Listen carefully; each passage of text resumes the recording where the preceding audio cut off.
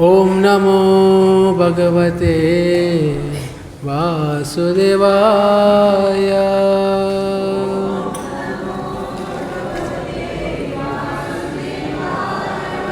ओम नमो भगवते वासुदेवाय।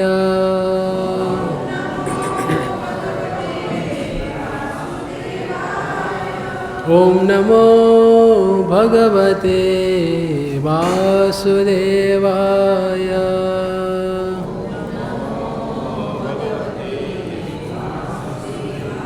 श्रीमद् भगवद गीता यथारूप अध्याय चतुर्थ दिव्य ज्ञान श्लोक क्रमांक 36। अध्याय 4 दिव्य ज्ञान श्लोक क्रमांक 36। आप जो थोड़े थोड़े ऐसे बैठे कृपया आगे आ जाइए।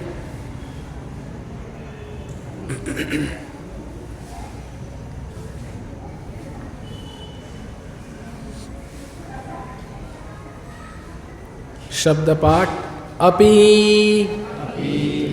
चेत असि पापेभ्यः सर्वेभ्यः पापकृततमा सर्वं ज्ञानप्लवेन एव वृजिनं सन्तरिष्यसि। अपि चेदसि पापेभ्यः सर्वेभ्यः पापकृतमा सर्वज्ञानप्लवेनैव वृजिनं सन्तरिष्यसि। अपि चेदसि पापेभ्यः सर्वेभ्यः पापकृतं सर्वज्ञानप्लवेनैव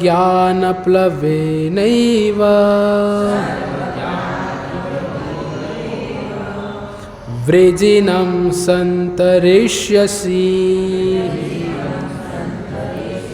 अपि चेदसि पापेभ्यः सर्वेभ्यः पापकृतं सर्वज्ञानप्लवेनैव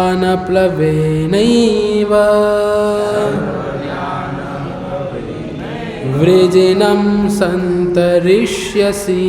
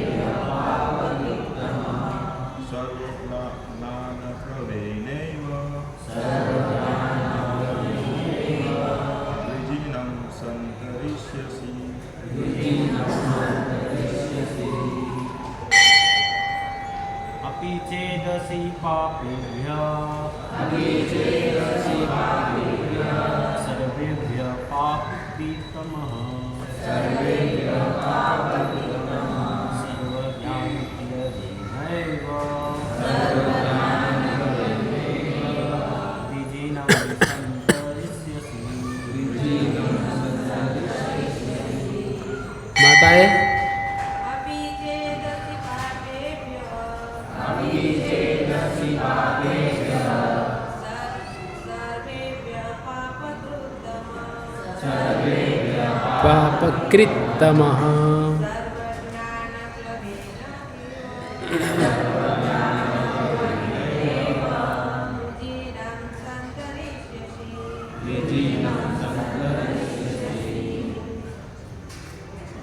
शब्द।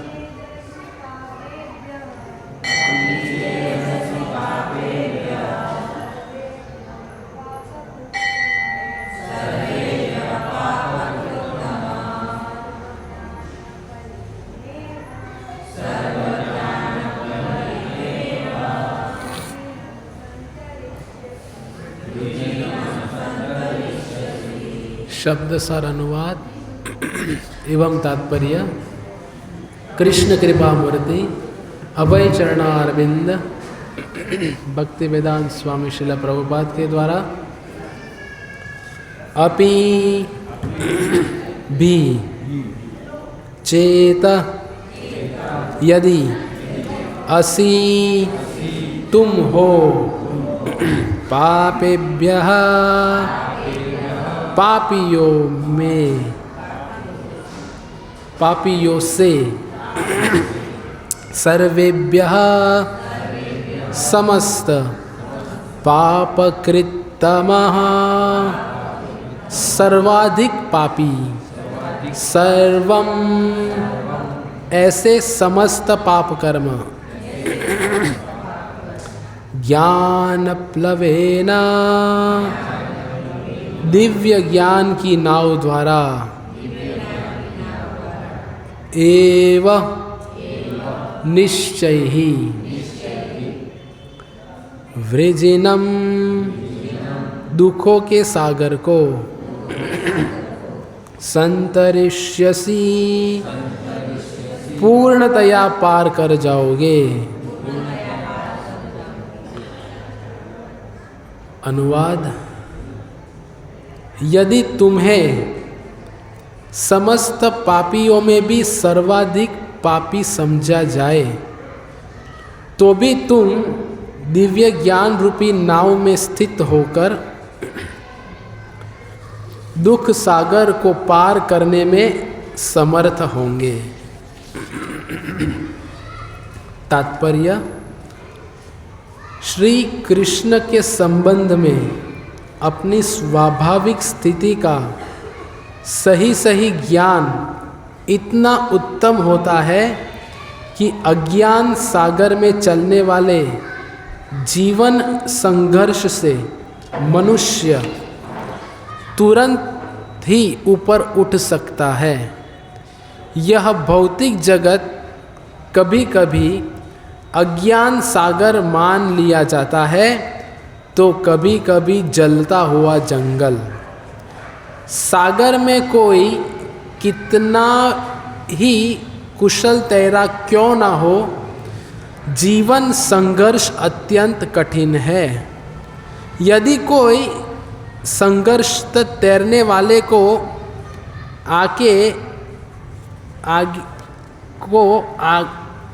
आगे बढ़कर समुद्र से निकाल लेता है तो वह सबसे बड़ा रक्षक है। भगवान से प्राप्त पूर्ण ज्ञान मुक्ति का पथ है। कृष्ण भावनामृत की नाव अत्यंत सुगम है किंतु उसी के साथ साथ अत्यंत उदात्त भी। ओम ज्ञानतिमिरन्धस्य ज्ञानञ्जनशलाकया चक्षुरुन्मीलितं येन तस्मै श्रीगुरुवे नमः।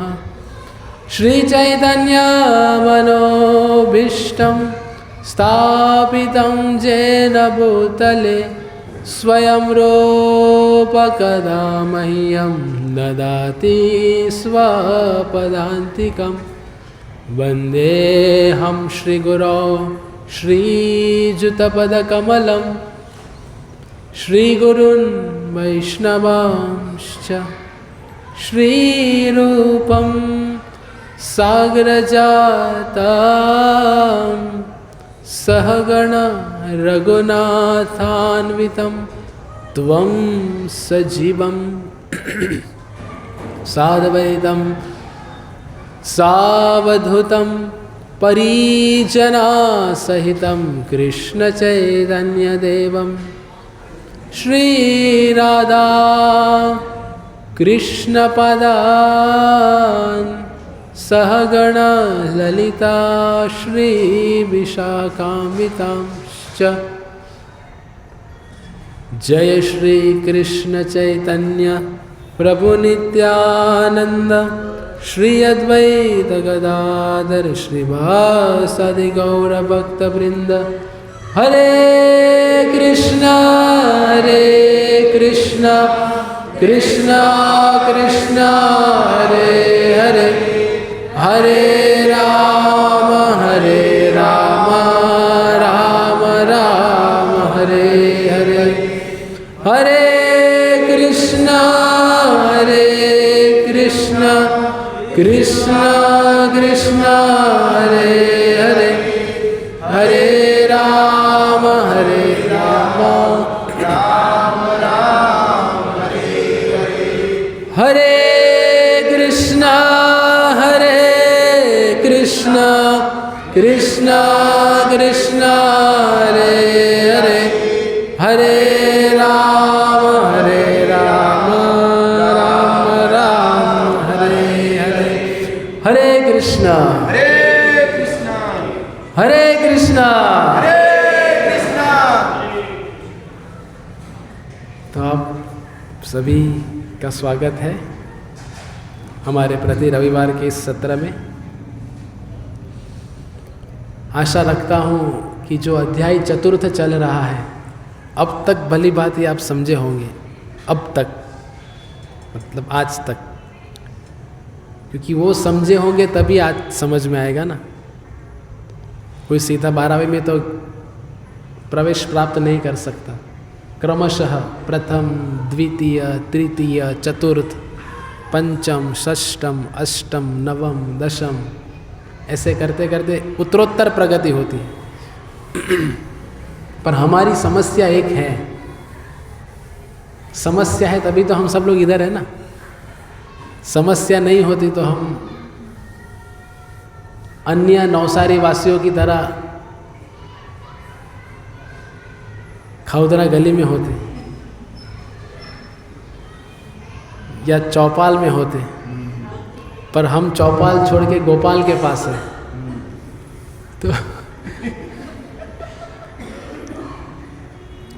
अब तक हमने ये देखा क्यों भगवान ये श्लोक बता रहे हैं, बहुत महत्वपूर्ण श्लोक है और हम स्वाभाविक रूप से ये अनुभव कर पाते हैं हमारे जीवन में। हमने आज का शीर्षक क्या दिया है? कितने लोग इस्कॉन नवसारी ग्रुप में हैं? आप सब लोग हैं? महापापी का सौभाग्य। थोड़ा विरोधाभास लगता है ना। कोई पापी है, पापी का सौभाग्य कैसे हो सकता है? और केवल पापी नहीं, महापापी। तो ऐसा तो क्या भगवान ने बता दिया कि महापापी भी सौभाग्यवान बन सकता है। जानना चाहते हैं आप लोग? तो ही बताएंगे ना, नहीं तो महाप्रसाद चालू कर देंगे। तो पूरा भगवद गीता किस तरीके से आगे चलता है कि प्रथम अध्याय में अर्जुन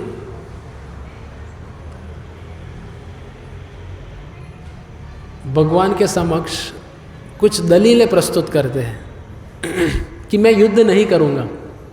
ये बुधवार वाले बैठे हैं, वो बोल रहे हैं प्रभु कब से यही चल सुन रहे हम, अर्जुन युद्ध नहीं करने वाला है, नहीं करने वाला है। अभी तो नींद में भी वो याद आता है उनको।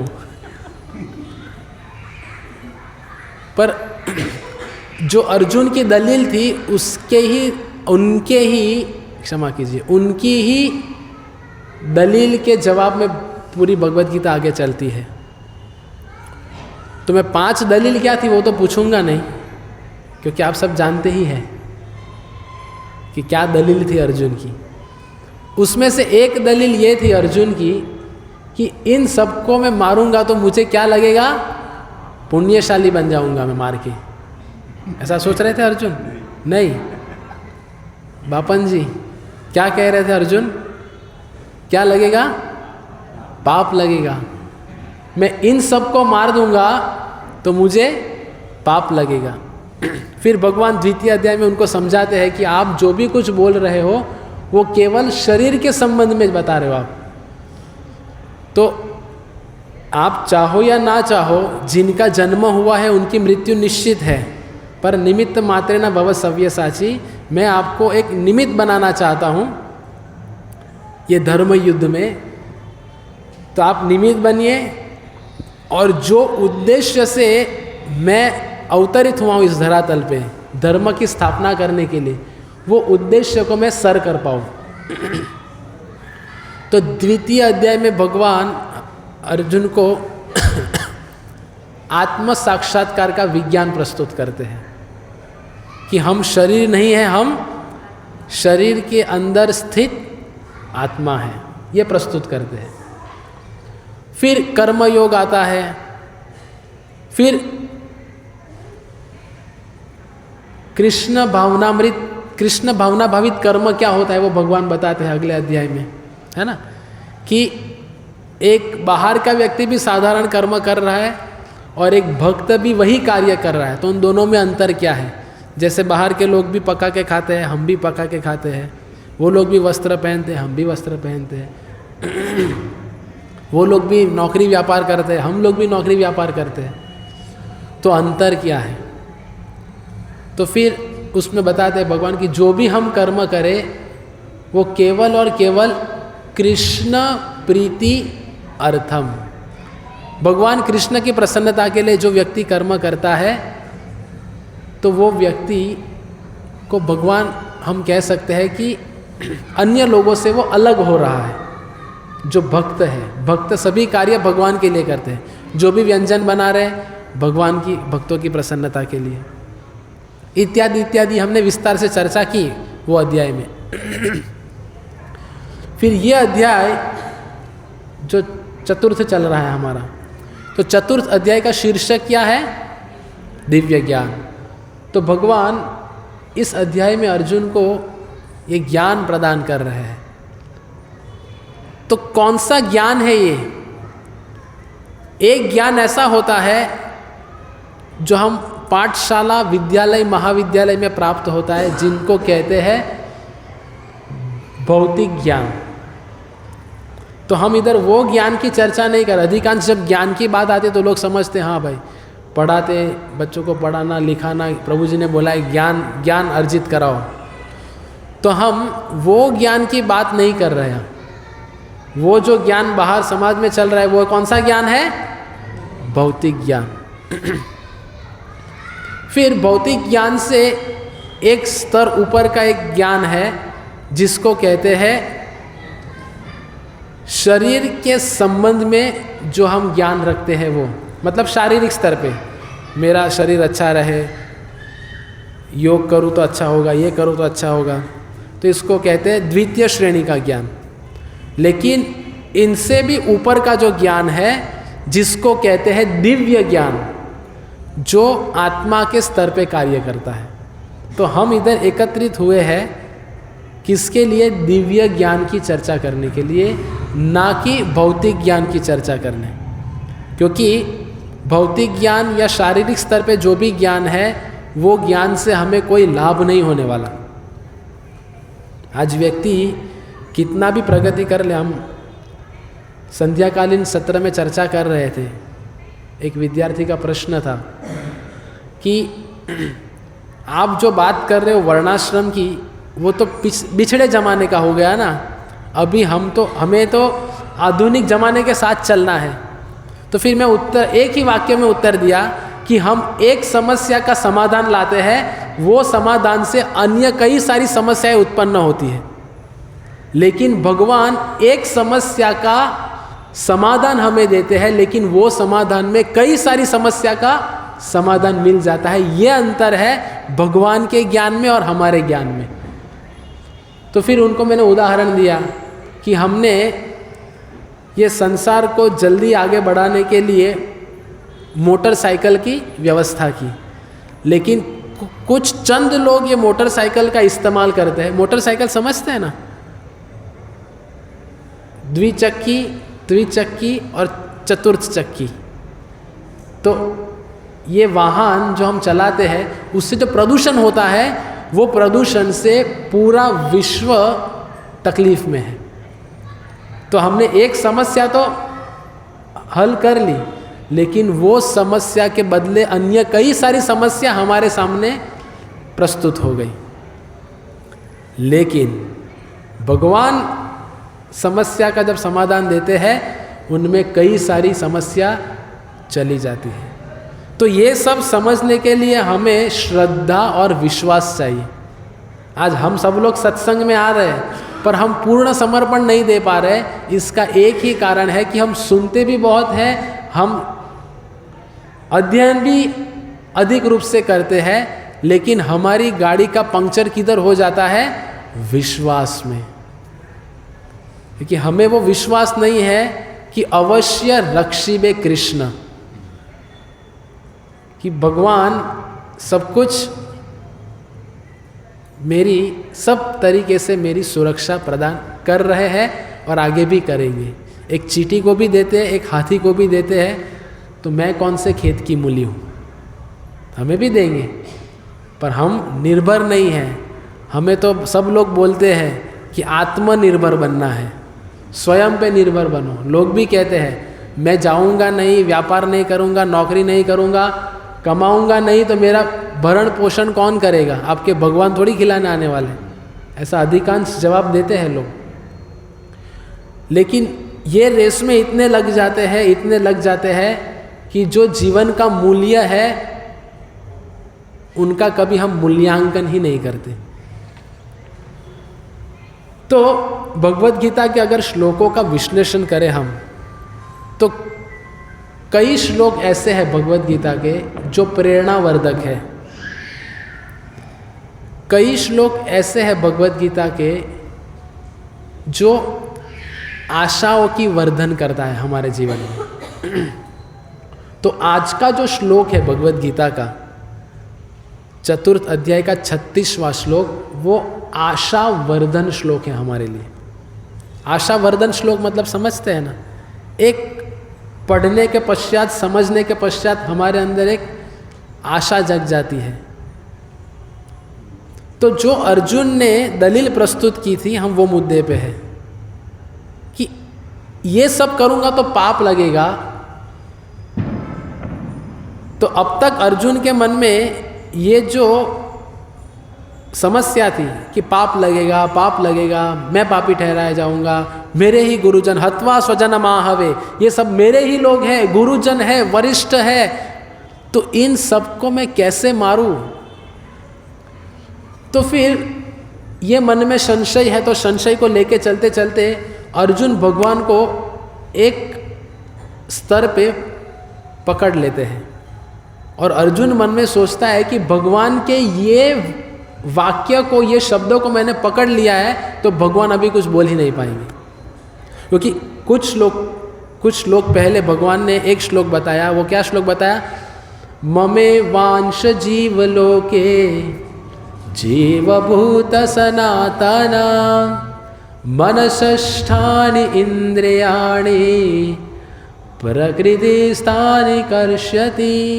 तो अर्जुन कहते हैं हाँ, अभी हमें तो कुछ लगा ही नहीं, हमें तो बोले प्रसाद मिलना चाहिए 8:30 बजे।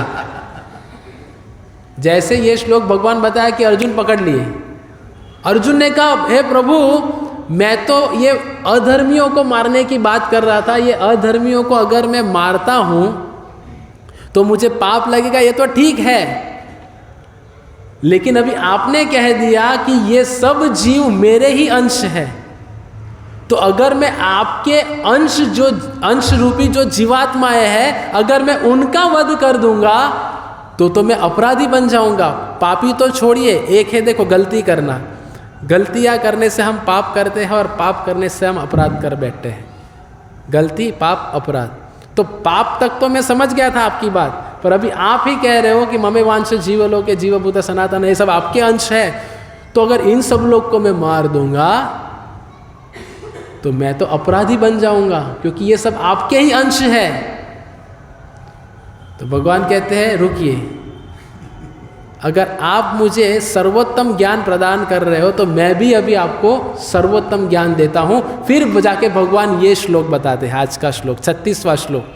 और ये निकाला था इसको, और ये श्लोक में क्या कह रहे हैं भगवान?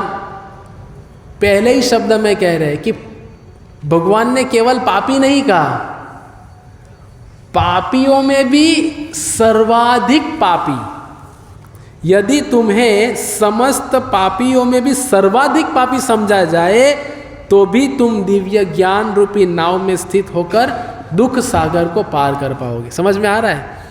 अर्जुन को कह रहे हैं कि अगर आप ऐसा समझते हो कि मैं पाप लगेगा ही लगेगा, तो अगर पापियों में भी सर्वाधिक पापी भी अगर मान लिया जाए अर्जुन, तो भी अगर ये भगवत गीता रूपी दिव्य ज्ञान की नाव में अगर आप स्थित हो जाते हो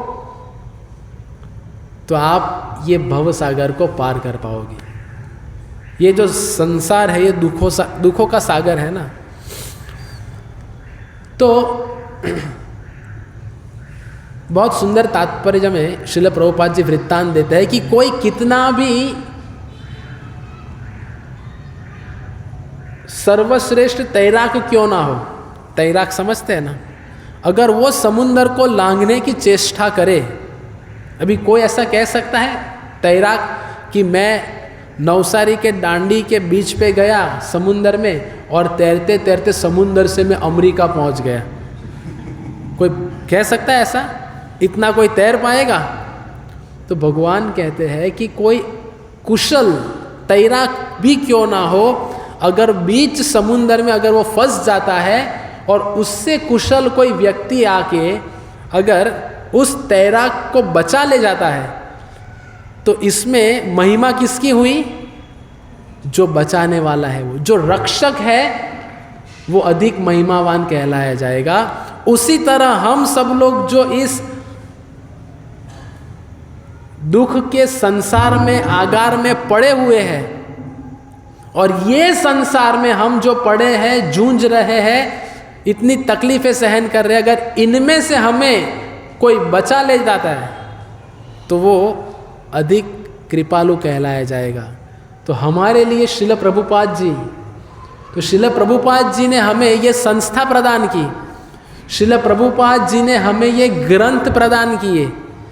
तो ये ग्रंथ के माध्यम से, इसलिए भगवान कहे ना कि दिव्य ज्ञान रूपी नाव में कोई अगर स्थित हो जाता है तो ये भव सागर को यूं ही पार कर लेगा।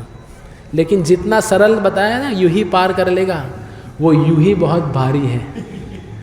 वो यूं ही नहीं होता, क्योंकि क्या कहा है इधर देखिए, जपो हरे कृष्ण और क्या लिखा है, और खुश रहो। बहुत सरल है, लेकिन ये जो और लिखा है ना, जपो और खुश रहो, ये और में जीवन के जीवन निकल जाते हैं। केवल हरे कृष्ण महामंत्र जप करना है, ठीक बात है, और हाँ उससे कल्याण होगा, हो ही रहा है, ऐसा नहीं कि इसमें कोई संशय नहीं है। पर तकलीफ ये है कि हमारी बीमारी बहुत ज़्यादा है। जिसको पीलिया हुआ है ना, पीलिया, वो जब गन्ने का रस पीता है तो गन्ने का रस का आस्वादन नहीं कर पाता। क्यों? दो व्यक्ति है, एक साधारण जो मरीज़ नहीं है, दूसरा पीलिया का मरीज़ है। दोनों भी पिएंगे तो एक पी के बोलेगा हाँ क्या मधुर गन्ना है, ऐसा गन्ने का, आज गन्ने का रस नहीं है। कई बार लोग कहते हैं आपके प्रवचन में मेनू समझ में आ जाता है। तो एक साधारण व्यक्ति उसको बहुत मधुर लगेगा, लेकिन दूसरा बगल वाला बोलेगा मधुर लग रहा है, अरे कितना कड़वा है, क्या मधुर लग रहा है।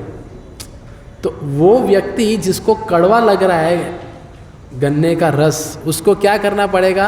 वैद्य उपाय देते हैं, रस पीते रहो पीते रहो पीते रहो पीते रहो, यही इलाज है उसका। और पीते रहेंगे तो एक समय ऐसा होगा कि बीमारी चली जाएगी और वही रस मधुर लगने लगेगा। आज हमें आध्यात्मिक रूप से पीलिया हुआ है और हम भगवान के नाम जप करने का प्रयत्न कर रहे हैं, हरे कृष्णा कृष्णा कृष्णा हरे हरे, हरे राम राम राम हरे हरे। नाम जप तो हम कर रहे हैं, पर हम बीच में से ही छोड़ देते हैं, भाई मज़ा नहीं आ रहा है। जप कर रहा हूँ लेकिन सब ऐसा ही जीवन चल रहा है। जप कर रहा हूँ, पहले जीवन अच्छा था, लेकिन ये सोच के आया था कि हरे कृष्ण संस्था में जाऊँगा, भक्ति करूँगा, अन्यों को खुश देखता हूँ, लगेगा मेरा जीवन भी संवर जाएगा। पर जैसे हरे कृष्ण करना शुरू किया तो और तकलीफें आ गई। तो इसी तात्पर्य में श्रील प्रभुपाद जी का संसार कैसा है, दावानल के जैसा है। प्रभुपाद हम सुबह के गुरुवाष्टकम में गाते हैं ना, संसार दावानल लीढ़ लोक तरणाय कारुण्य घना घनत्वं प्राप्तस्य कल्याण गुणार्णवस्य वंदे गुरो श्री चरणारविंदम। ये संसार कैसा है, दावानल है, कभी भी आग लग जाती है। ऐसा होता है ना, अचानक ये रविवार को बगल में प्रसाद दे रहे हैं, अगले रविवार को तू उधर मैं इधर, कुछ हो जाता है। तो ये सब इसीलिए हो रहा है क्योंकि हमारी बीमारी इतनी गंभीर है। तो इन बीमारी से बचने का मार्ग भी हमें प्रदान कर दिया है, ये ज्ञान रूपी नाव में सवार हो जाइए। लेकिन हम ये नाव में सवार नहीं हो पा रहे हैं, है ना। समझते सब कुछ है, भक्ति करनी चाहिए ठीक है, जप करना चाहिए ठीक है, पुस्तक पढ़ना चाहिए ठीक है, करना चाहिए मैं मानता हूँ, पर मैं ये कर नहीं पा रहा हूँ। ऐसे कितने लोग का अनुभव है? कोई है ऐसा कि मैं अकेला ही हूँ? तो शर्मा जी, सबको प्रसाद तो है, हाथ ऊपर करेंगे उनके लिए भी है, नहीं करेंगे उनके लिए भी है। कोई कहेगा मैंने तो ले लिया। तो नहीं कर पा रहे, उसका एकमेव कारण है हमारे स्वयं के अनर्थ, जो हमें, जिसके बदौलत हम ये साहस नहीं कर पाते हैं। और दूसरा एक अगत्य का मुद्दा इसमें ऐसा है कि हम जो माहौल में रह रहे हैं वो माहौल से हम मजबूर हो गए हैं। जैसे कि आधुनिक प्रगति, हम जो संसार में रह रहे, इतना चकाचौंध है ये संसार, इतना चकाचौंध है ये आधुनिक प्रगति, कि आधुनिक प्रगति के चलते हुए हम कभी ये साक्षात्कार नहीं कर पाएंगे कि हमें कृष्ण भगवान के ऊपर आधारित जीवन जीना है। एक उदाहरण से मैं समझाऊंगा तो समझ में आएगा। एक है आधुनिक जीवन शैली, एक है प्राकृतिक जीवन शैली जो वर्णाश्रम के आधार पे है, वो एक जीवन शैली। तो अभी आधुनिक जीवन शैली कैसी है? जैसे हम इधर सत्संग हॉल में बैठे हैं, अभी बैठे बैठे हमको लग रहा है भाई माहौल थोड़ा ठंडा हो रहा है, बहुत ठंडी बढ़ रही है, और मानो ये कमरा पूरा पैक है तो कोई बोलेगा प्रभु जी हीटर ऑन कर दो ना थोड़ा। हीटर समझते हैं ना, रूम हीटर आता है। या अगर कोई घर में होगा तो कोई कहेगा प्रभु जी ने ग्रुप में मैसेज डाला है कल मंगल आरती आना। कोई सोचेगा मंगल आरती तो जाना ही है, पर मैं रविवार को सुबह प्रातःकालीन उठा, खिड़की से देखा, कोहरा ही कोहरा लग रहा था, सब जगह कोहरा ही कोहरा था। मैंने सोचा, मेरे मन ने भी मेरे दिमाग में कोहरा डाल दिया, सो जाता हूँ, ऐसी आज़ादी और कहा, तो मैंने भी सो लिया और मंगल आरती नहीं आ पाया। तो जब ऐसा, हम कौन सी चर्चा पे? ठंडी की चर्चा, माहौल ठंडा है तो हम क्या करते हैं, घर में हीटर होता है, चलो हीटर ऑन कर दो। एक तकलीफ हुई, ठंडी लग रही है, हीटर चालू कर दो, वो हो गया। देखो ऐसा होता है, अचानक वो मस्त मज़ा कर रही होगी ऊपर की इधर, तो भी उसको लग रहा है यही ज़िंदगी है, लेकिन अचानक नीचे आ गया। उसी तरह हम भी संसार में ऐसे ही मज़ा करते हैं। धुरंधर रविवार तो हर रविवार जाते हैं, एक धुरंधर थोड़ी हर रविवार आएगा, तो धुरंधर के लिए चले जाते हैं। लेकिन धुरंधर में गए, धुरंधर को देख के हम धुरंधर बनने गए तो ऐसा हो जाता है। तो मानो हमें गर्मी लगती है बैठे बैठे, घर में गर्मी होती है ना, हाँ, अभी छिपकली को छोड़ दीजिए, आपके पास नहीं आएगी। तो भी गर्मी लगती है तो हम क्या करते हैं, एसी लगा दो, पंखा लगा दो। तो इसमें क्या हो गया, हम इतने आधुनिक प्रगति में चले गए, चलो भाई गर्मी लगी पंखा लगाओ, एसी लगाओ, ठंडी लगी हीटर लगाओ, स्वेटर पहनो, ये करो वो करो, जो भी। ये एक आधुनिक जीवन शैली जिसमें हम लोग जी रहे हैं। एक है वैदिक जीवन शैली जो वर्णाश्रम पे आधारित है। वर्णाश्रम में कोई बिजली नहीं, कोई विद्युत नहीं। तो भी वर्णाश्रम हम सब लोग जानते हैं भली भांति, नंदग्राम। तो वर्णाश्रम को अगर हम देखें, अगर उधर गर्मी भी होती है तो क्या करेंगे, ऐसी सोच बन जाती है। वर्णाश्रम मतलब केवल ऐसा नहीं बस खेती करते रहो, उसके आधारित जीवन जियो, खुद का पकाओ, खुद खाओ, भक्ति करो, बस हो गया। ये वर्णाश्रम नहीं है, वो तो कि कृषि के आधार पे जीवन, ये तो है ही है। पर वर्णाश्रम के पीछे का मूल आधार क्या है वो समझना पड़ेगा। वर्णाश्रम के पीछे का मूल आधार ये है कि कृष्ण केंद्रित, कृष्ण आधारित जीवन जीना, भगवान पे आश्रित जीवन जीना। तो अगर वर्णाश्रम मतलब जिधर विद्युत नहीं है, लाइट नहीं है, पंखा नहीं, कुछ नहीं है, हीटर नहीं, एसी नहीं, कुछ नहीं, तो उधर गर्मी पड़ रही है, तो वो लोग क्या करेंगे, क्या करेंगे, पंखा चालू करेंगे। उधर है ही नहीं तो क्या करेंगे, सहन करेंगे। और ये सोचेंगे कि भगवान की बनाई प्रकृति है, ये प्रकृति में 3 महीना जो ग्रीष्म ऋतु आएगी तो उस महीने में गर्मी होगी, और गर्मी जो मुझे प्रदान हो रही है, गर्मी के कारण मेरे शरीर से पसीना निकल रहा है। एक दृष्टिकोण से देखा जाए तो शरीर डिटॉक्स हो रहा है, शुद्ध हो रहा है।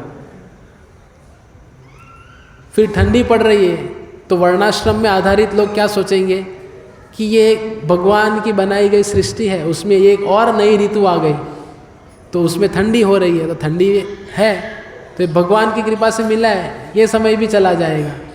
तो चाहे ग्रीष्म ऋतु हो, चाहे ठंडी हो, चाहे वर्षा ऋतु हो, सभी ऋतु में उन लोग का जो प्रतिक्रिया होगी, जो वर्णाश्रम के आधारित है, उनकी प्रतिक्रिया क्या होगी कि ये भगवान के द्वारा निर्मित है सब कुछ। तो अभी आप मुझे बताइए, अगर आपने ध्यान से सुना होगा तो ये दोनों में अभी आपको क्या अंतर लग रहा है। एक आधुनिक जीवन शैली मैंने प्रस्तुत की जो हम लोग जी रहे हैं, और एक वैदिक जीवन शैली जो वर्णाश्रम पे आधारित है। इन दोनों में अभी आपको क्या अंतर समझ में आया? कोई अंतर नहीं।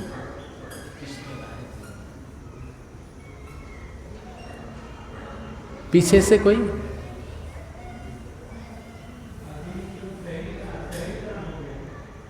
कौन बोल रहा है? हाँ बोलिए।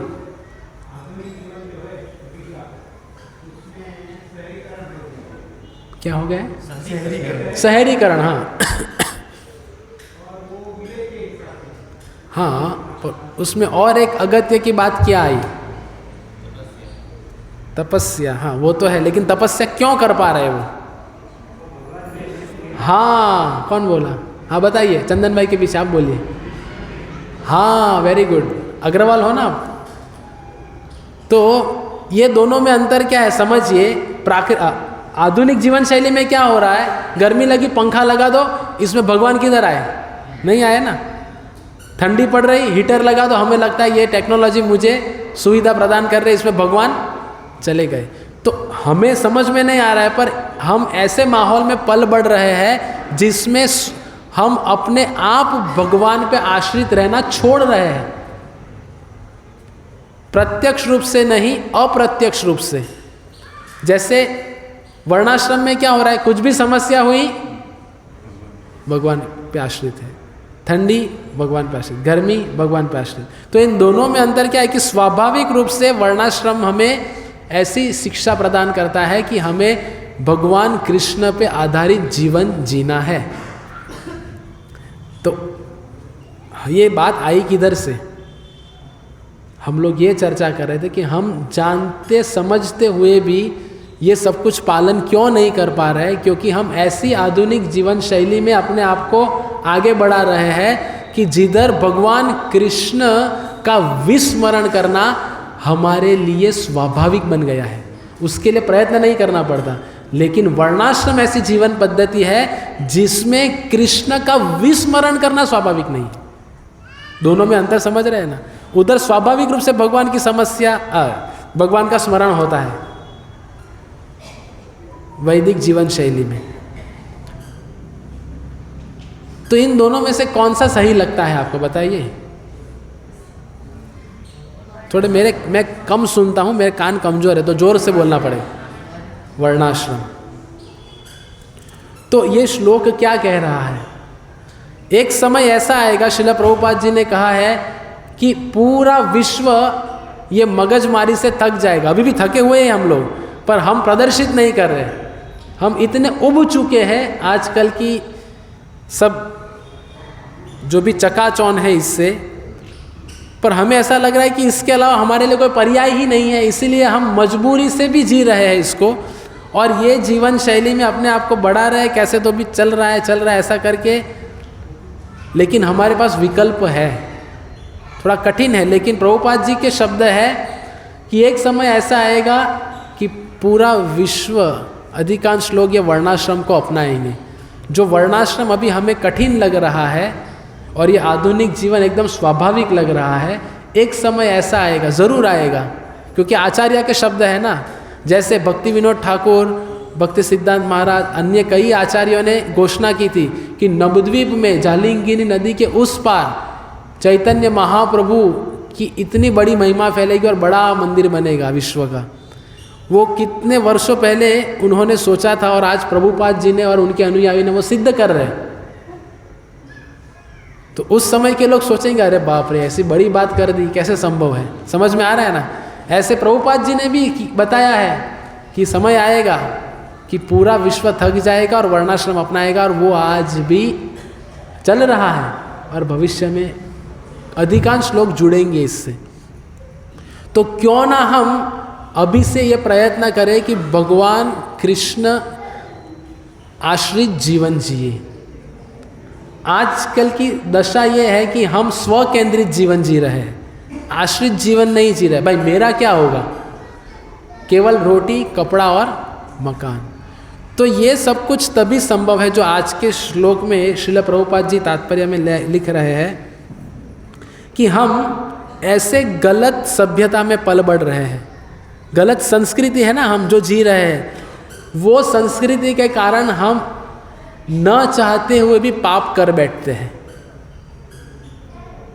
तो हमें धीरे धीरे अपने आप को ऐसी सभ्यता में लाना है, वैष्णव सदाचार का पालन करना है, श्रील प्रभुपाद जी के दिए गए ग्रंथों का अध्ययन करना है।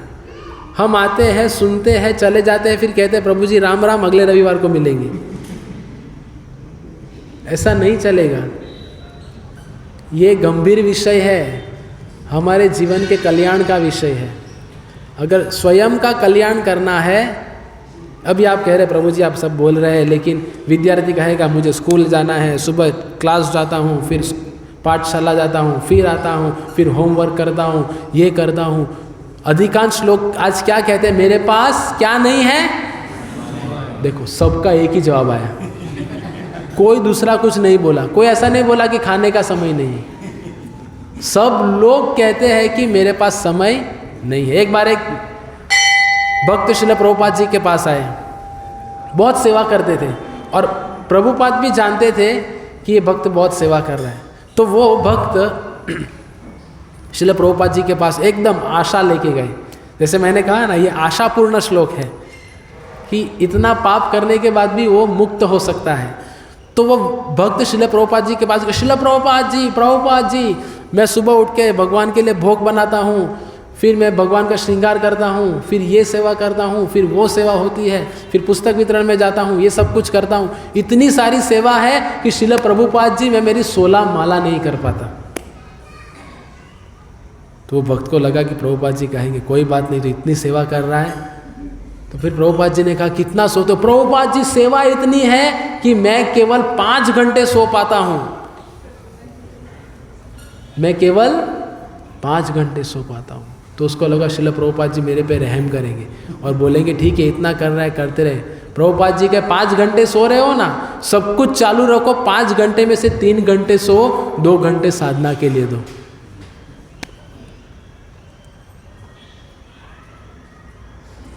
तो उद्देश्य क्या है बताने का, कि हम जो ये सभ्यता से चल रहे हैं तो हमें गंभीरता से लेना पड़ेगा। और ये गंभीरता से कब ले पाएंगे? अभी हम सब लोग जो कह रहे हैं मेरे पास वक्त नहीं है, वक्त नहीं है, वक्त नहीं है, मैं विश्वास के साथ कह सकता हूँ कि हम में से कई लोग ऐसे हैं जिनके जीवन में एक ऐसी घटना होती है, मानो अभी अचानक कुछ हो जाता है, अचानक आपको रात को बहुत ठंड लगी, बुखार आ गया, सादी दवाई ली, कुछ नहीं हुआ, तीसरे दिन वैद्य कहता है आपको अस्पताल भर्ती होना पड़ेगा। वैद्य कहता है अस्पताल भर्ती होना पड़ेगा। समझ में आ रहा है? हिंदी समझ में आती है ना मेरी? तो अगर विद्यार्थी होगा कहेगा नहीं नहीं नहीं भाई, पाठशाला जाना है, ट्यूशन जाना है, होमवर्क करना है, मैं भर्ती नहीं होऊंगा, पाठशाला जाऊंगा, चलेगा?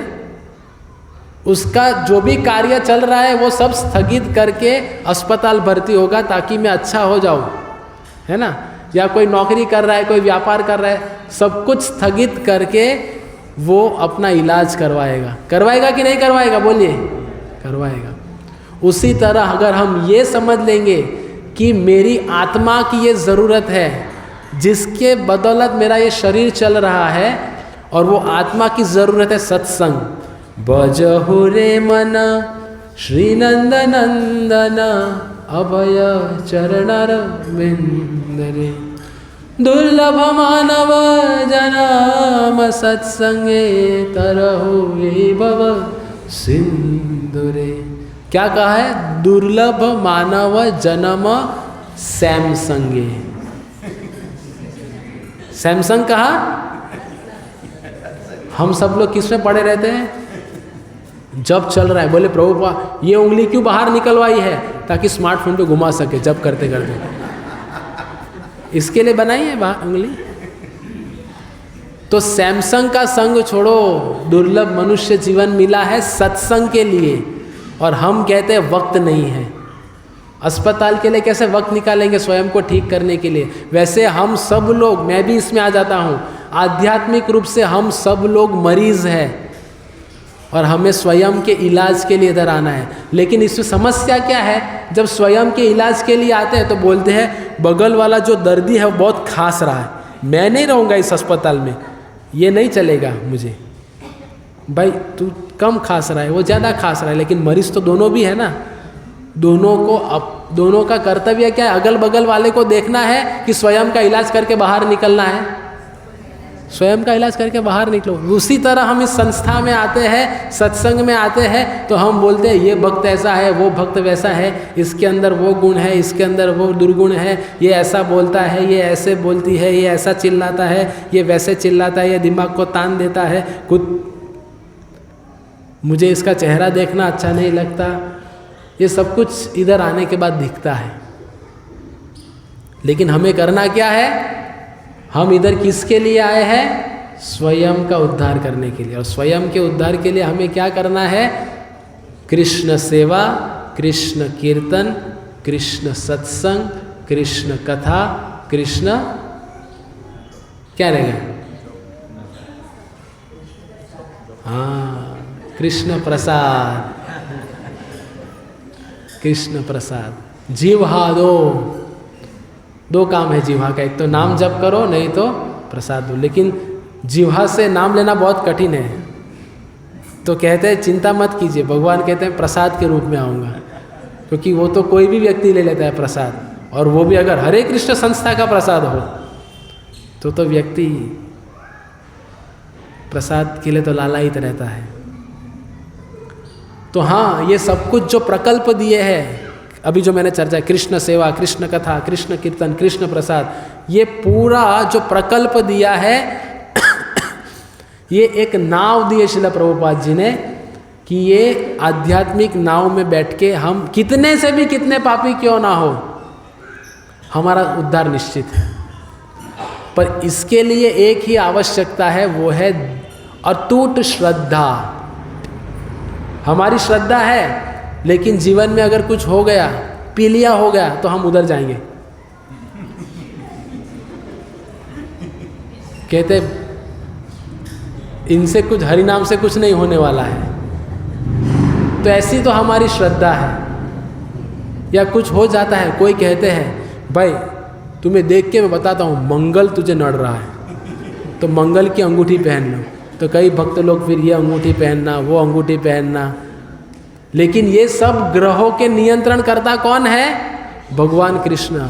अगर भगवान कृष्ण को संतुष्ट करेंगे तो बाकी अपने आप संतुष्ट हो जाएंगे। किसी को संतुष्ट करने की आवश्यकता नहीं है। जैसे कि वृक्ष की तनहा, वृक्ष की जो जड़ें हैं उनको अगर सिंचन करते हैं तो पत्ते अपने आप हरे भरे हो जाते हैं। उसी तरह अगर हम भगवान कृष्ण को संतुष्ट करेंगे, एतेश्चाम सकल पुंस कृष्णस्तु भगवान स्वयं इंद्रारि व्याकुलम लोकम हृदयंती युगे युगे। अगर भगवान कृष्ण को संतुष्ट करेंगे, वही एकमात्र भगवान है, उनको संतुष्ट करेंगे तो सब समस्या का हल है। हमको अलग अलग किसी के पास जाने की आवश्यकता नहीं। तो ये समझने की, समझदारी की बात है। हमें सबको समझना पड़ेगा कि कृष्ण भगवान के ऊपर हमें निर्भर रहना है, कृष्ण आश्रित जीवन जीना है, और उसके लिए अतुट श्रद्धा। और वो कैसे बनेगी? प्रश्न ये है कि आप कह रहे हो ठीक है, सत्संग में आए, श्रद्धा बढ़नी चाहिए, लेकिन प्रश्न तो ये भी है ना कि अतुट श्रद्धा कैसे आएगी? बताइए, श्रोतागण में से बताइए, अतुट श्रद्धा कैसे आएगी? अतुट समझते हैं ना, कैसे बनेगी अतुट श्रद्धा? सेवा, ठीक है। और हाँ, ऐसे भक्तों के संग में रहना है जिनकी श्रद्धा बहुत मजबूत है, जो बहुत श्रद्धावान है, जो नियमित भगवान आश्रित जीवन जी रहे हैं, जैसे हमारे वर्तमान आचार्य श्रील प्रभुपाद जी, उनके अनुयायी। तो ऐसे भक्तों के साथ में रहने से हमारी श्रद्धा मजबूत होती है। हम तो क्या सोचते हैं, अभी प्रसाद लेंगे, कैसे भागे, फिर प्रभु जी अगले रविवार को मिलेंगे, तब तक के लिए छुट्टी। तो ये कोई संडे सैटरडे का कोई कार्यक्रम नहीं है, ये जीवन भर का प्रकल्प है। जीवन भर ये करते रहना है। क्या करते रहना है? हरे कृष्ण कृष्ण कृष्ण हरे हरे, हरे राम राम राम हरे हरे। ये अगर नियमित रूप से करते रहेंगे और ये भगवत गीता का जो दिव्य ज्ञान है उसमें अपने आप को स्थित रहेंगे तो हमारी नैया पार है। जैसे कि शास्त्रों में चैतन्य चरितामृत में उदाहरण है जगाई और मदाई का। जगाई मदाई ने इतने पाप किए थे कि चित्रगुप्त कौन है पता है? यमराज का अकाउंटेंट, सीए, सबका लेखा जोखा रखते थे। तो चित्रगुप्त के पास जितनी भी डायरी थी, जगाई मदाई ने इतना पाप किया था कि सब डायरी भर गई उनकी। वो बोलते यमराज को कंप्लेंट करते हैं कि भाई अभी इतना पाप किया है, इसको तो क्या सजा मिलेगी। लेकिन चैतन्य महाप्रभु उनका कुछ ही क्षण में, वृत्तांत बड़ा है पर मैं ऐसी आशा रखता हूँ कि आप सब लोग जानते हैं। तो चैतन्य महाप्रभु अपनी अहेतु की कृपा करते हैं और उनका उद्धार कर देते हैं। वो कैसे संभव है? क्योंकि शास्त्रों में, क्योंकि भगवद गीता के एक श्लोक में भगवान कहते हैं गहना कर्मणो गति। ये कर्म की गति इतनी गहन है कि समझ पाना मुश्किल है। जैसे शास्त्रों में कई सारे उदाहरण है कि छोटी गलती की लेकिन भगवान ने बड़ा फल दे दिया। लेकिन कई बार ऐसी भी उदाहरण है कि बड़ी बड़ी गलतियाँ की लेकिन भगवान ने उद्धार कर दिया। उदाहरण, पूतना भगवान को मारने आई थी, भगवान ने अपने धाम में धात्री का पद दे दिया। लेकिन उसी कृष्ण लीला में जब वो धोबी ने भगवान को वस्त्र नहीं दिए तो भगवान ने उंगली से गर्दन काट दी। समझ में आ रहा है ना? गलती छोटी थी, वस्त्र नहीं दिया, इसमें क्या बड़ी बात है, लेकिन भगवान ने उड़ा दिया। लेकिन इधर पूतना तो भगवान को मारने आई थी लेकिन भगवान ने धात्री बना दिया। उसी तरह इसलिए ये कृष्ण भगवान का विज्ञान है। हम भौतिक विज्ञान लेके भगवान के पास जाएंगे और कहेंगे भाई मेरा विज्ञान तो ये कहता है, भगवान चल निकल, तेरा विज्ञान इधर काम नहीं आएगा, इधर मेरा विज्ञान काम आएगा। इधर तेरे विज्ञान से काम नहीं चलेगा। इसलिए भक्ति में आना है तो हमें भक्त बनना पड़ेगा। इसलिए कहते हैं कि भगवत गीता समझने का सबसे प्रथम सोपान है कि कृष्ण भगवान है, ये समझना पड़ेगा। और भगवान अर्जुन से कह रहे मैं ज्ञान क्यों मैं आपको प्रदान कर रहा हूँ, इसीलिए क्योंकि भक्तों से मैं सखा चेती, तुम भक्त भी और मेरे मित्र भी हो। तो हमारी प्रथम योग्यता है कि हमें भक्त बनना पड़ेगा, और भक्त बनेंगे तो ये ज्ञान अपने आप समझ में आ जाएगा। हरे कृष्ण कृष्ण कृष्ण हरे हरे, हरे राम राम राम हरे हरे। श्रीमद् भगवद गीता यथा रूप की, श्रील प्रभुपाद की, निताई गौर प्रेमानंदे। किसी का कोई प्रश्न आज के विषय में? सब समझ गए? मतलब सब अगले रविवार को या कल से मंगल आरती देखेंगे। आशावादी श्लोक है तो आशा ही रखनी पड़ेगी। हरे कृष्ण।